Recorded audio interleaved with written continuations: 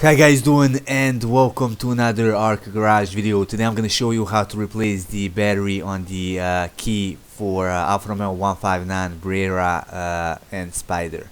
Now press this little button right here to pull the key apart. Now I'm going to use my key blade to pull this little brown piece out. Just like that. Again, I'm gonna use the key to push the battery, and here it is.